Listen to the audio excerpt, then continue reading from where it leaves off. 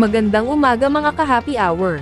Narito ang mga balita para sa MBC TV Network News Update, 9 AM edition. Representative Gabrin, bumanat kay Representative Chanco, kontraktor sa Ghost Project, may kontrata rin sa Navotas. Yan ang MBC TV Network News, ni Kyle Bulyas.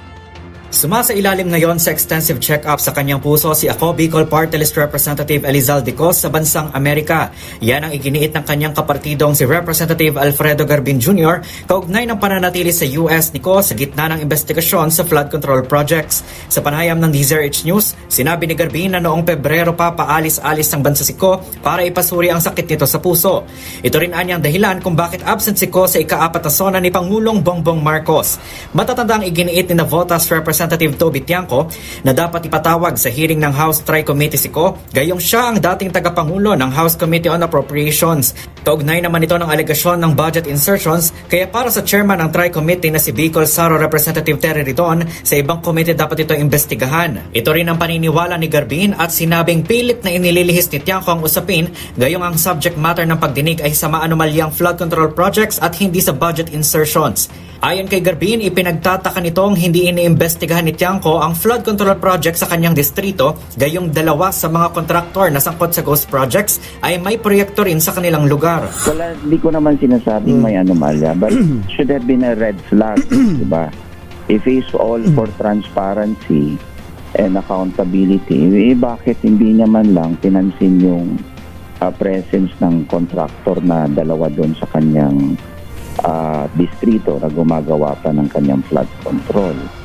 And to tell you, Tuning and Ka Jerry, yung ginagawa na project na yun ay part of his insertion sa 2025 awarded to Sims Trading and St. Timothy. Mayroon umanong hawak na dokumento si Garbin na nagsasabing may higit sa kalahating bilyong pisong halaga ng insertion si Tiangco sa 2025 national budget. Giit ni Garbin, kung nais umanong imbestigahan ni Tiangco ang issue sa budget insertions, dapat anya nitong unahin ang kanyang sarili. Imbestigahan niya sarili niya muna bago yung TRICOM, kasi yung TRICOM naman afford the proper courtesy sa mga House members. Yun po iniingatan natin. That's a long-standing tradition na wag mo imbestigahan o as much as possible, wag mo gawing resource person yung sarili mo.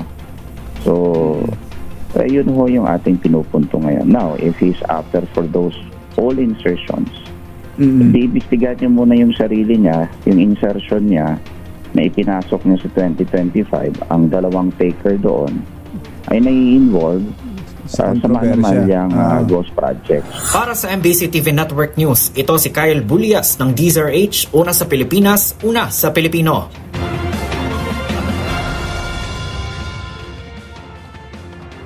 Sa iba pang balita, ilang bahagi ng Manila at Parañaque, binaha. Iniulat ng Metropolitan Manila Development Authority ang naitalang pagbaha sa ilang lugar sa Metro Manila nitong Sabado.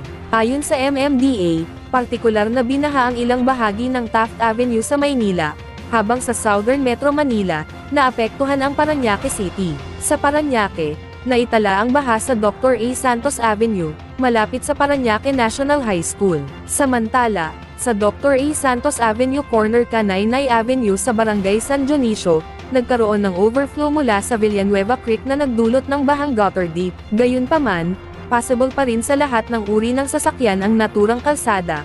Makalipas ang ilang oras, kusa rin itong humupa. Ayon sa ulat, ang sanhi ng baha ay ang malakas at biglaang buhos ng ulan na dala ng isang localized thunderstorm. At yan ang mga balita para sa MBC TV Network News Update, 9 AM edition.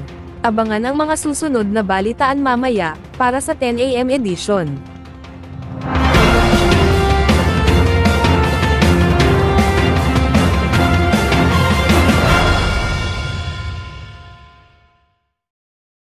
Mga ka-happy hour, kung gusto mong manood ang mga balita sa MBC TV Network News Update, mag-subscribe sa aming YouTube channel, i-like ang aming Facebook page, at i-follow sa aming TikTok account.